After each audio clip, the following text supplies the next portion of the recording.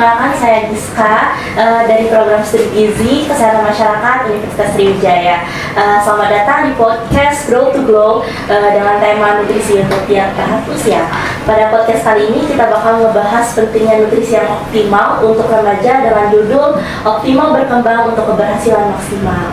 Nah, hari ini kita kedatangan narasumber yang sangat keren banget nih, yang akan berbagi informasi seputar topik yang akan kita bahas. Nah, sebelumnya boleh kenalan terlebih dahulu Kak, karena katanya tak kenal kata sayang nih. Oke Kak, Soya, terima kasih atas kesempatannya. Halo semuanya, kenalin aku Ino Himi.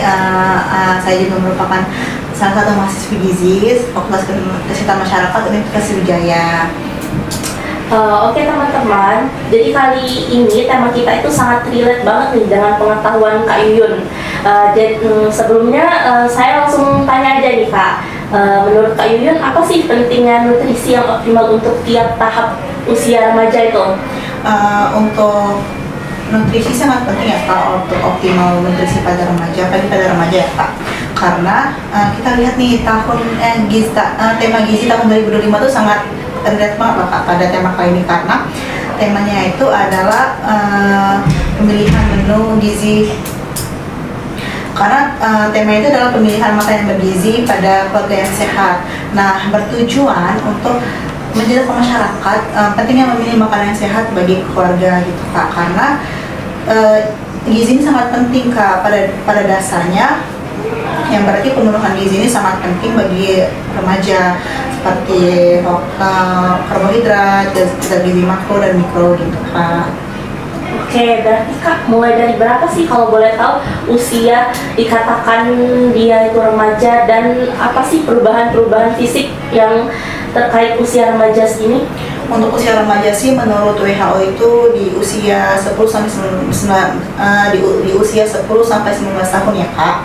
Untuk perubahannya itu bisa kita amati sih Kak, kayak misal nih perubahan tinggi badan, atau misal perubahan suara yang dimakan itu lebih berat ya Kak, dan juga kalau misal kematangan reproduksi nih Kak.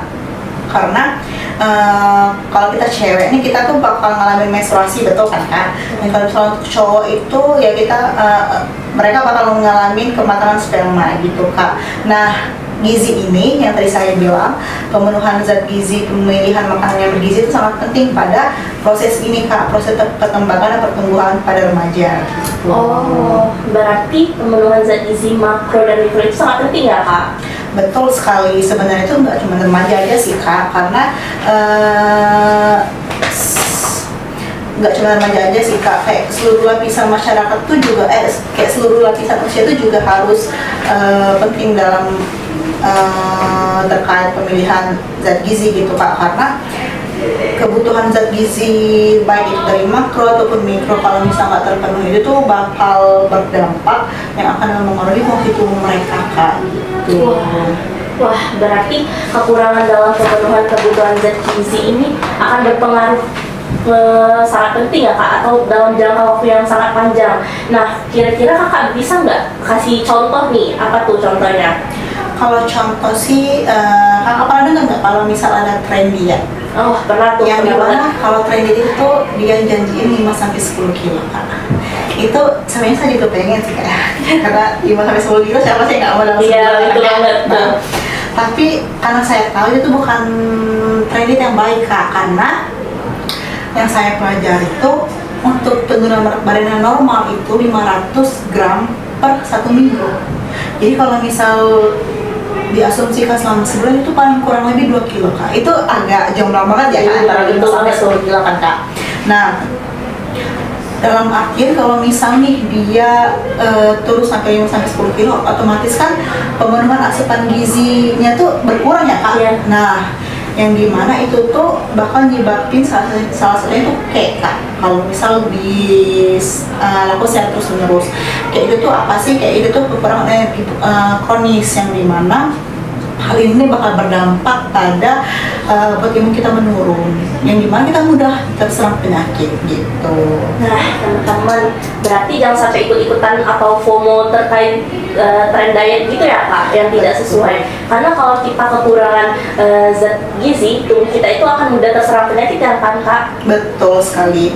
Tapi bukan cuma kekurangan aja Kak, yang namanya kurang sama itu nggak baik ya Kak. Ya, Nah, makanya perlu untuk asupan gizi yang seimbang. Salah satunya kalau misalnya tadi kekurangan, kita bahas nih ke yang kelebihan ya Kak. Kalau kelebihan ini nih juga nggak kalah serem ya Kak, sama jadi kekurangan. Kayak kalau misalnya kita makan yang terlalu banyak, itu kan nyebabin kelebihan berat badan ya Kak, itu bakal berdampak pada obesitas. Nah, obesitas sendiri itu bakal nyebabin penyakit tidak menular. Dan salah satunya itu ada penyakit diabetes, penyakit jantung gitu Kak. Jadi Kak, memang berarti kita itu harus memenuhi gizi kita sesuai dengan kebutuhan ya Kak. Nah, tidak lebih dan tidak kurang. Nah, tadi kan itu dari segi zat gizi makronya. Nah, gimana kalau dari segi zat gizi mikronya nih, kalau boleh tahu? Kalau zat gizi mikro ini sama aja sih Kak, sama halnya dengan zat gizi makro, kita sama-sama harus tetap penuhi kebutuhannya. Kalau misalnya ambil contoh, kayaknya tadi contoh boleh ya Kak, tapi nggak apa-apa biar lebih mudah aja ya. Iya, nggak apa-apa. Nah, kalau kita ambil contoh tuh, kita kan perempuan ya Kak, pasti ngalamin menstruasi tiap bulannya. Nah itu tuh kalau kita lagi menstruasi itu bakal ngeluarin darah ya Kak, yang menurut saya sih lebih lumayan banyak, karena kita ngeluarin darah kurang lebih satu minggu ya Kak. Nah itu tuh yang dimana kalau misalnya kita kekurangan darah, itu tuh bakal nyebabin anemia Kak. Nah anemia itu bakal dari defisiensi dari zat besi karena kekurangan darah tersebut. Nah, bagi perempuan, bagi kita nih ya Kak, kalau misalkan itu terjadi dan terus menerus, itu bakal berdampak di masa depan, terutama kita nih sebagai calon ibu Kak. Kita kan akan hamil dan melahirkan ya Kak. Nah itu tuh bakal berakibat, kita tuh kemungkinan bakal melahirkan berat badan bayi itu yang rendah, bahkan prematur, bahkan bisa nyebabin kematian pada bayinya Kak. Wah, berarti dampaknya sangat berpengaruh besar ya Kak. Nah, berarti mulai sekarang kita harus menjaga pola makan yang lebih seimbang lagi ya teman-teman. Betul, sebenarnya itu selain pola makan juga ada pola-pola yang lainnya Kak. Ada faktor-faktor lainnya gitu. Nah, salah satunya itu aktivitas fisik Kak. Nah, menurut kakak nih, aku pernah dengar nih, selain menjaga pola makan, berolahraga itu juga perlu ya kan Kak, untuk agar tubuh ini tetap sehat dan kuat kan? Betul Kak. Bahkan WHO sendiri itu bahkan WHO sendiri itu merekomendasikan untuk kita berolahraga tuh minimal 30 menit dalam sehari Kak. Itu sehari loh Kak, 30 menit. Kayak kita langsung mikir, aduh olahraga nih kayak berat badan, padahal enggak. Kita bisa lakuin di sekitar rumah. Contohnya kita bersepeda di sekitar rumah, atau kita jogging kecil tuh udah lumayan banget gitu loh Kak. Apa kita nih sebagai mahasiswa naik turun tangga atau mungkin ke terminal tuh ya, itu kan lumayan Kak. Ya, betul. Nah itu bisa jadi aktivitas fisik gitu Kak. Oke, selain dari aktivitas fisik dan olahraga nih, kira-kira faktor lainnya apa tuh Kak? Faktor lainnya itu ada faktor genetik Kak. Kakak pernah dengar nggak kalau misal, maaf nih sebelumnya, orang tua yang memiliki berat badan yang lebih itu kemungkinan besar anak juga bakal berat badan yang berlebih. Pernah dengar. Itu sebenarnya nggak sepenuhnya benar, karena pada hakikatnya asupan gizi memerankan peranan penting Kak. Kayak misal dia punya faktor genetik dari orang tua itu berat badan yang berlebih, tapi dari dianya bisa menjaga asupan makan tuh, dia kemungkinan kecil nggak kena itu Kak, karena dari asupan gizinya teratur, tapi dibandingkan dengan orang normal sama orang yang punya faktor genetik nih, sama-sama makan yang berlebih.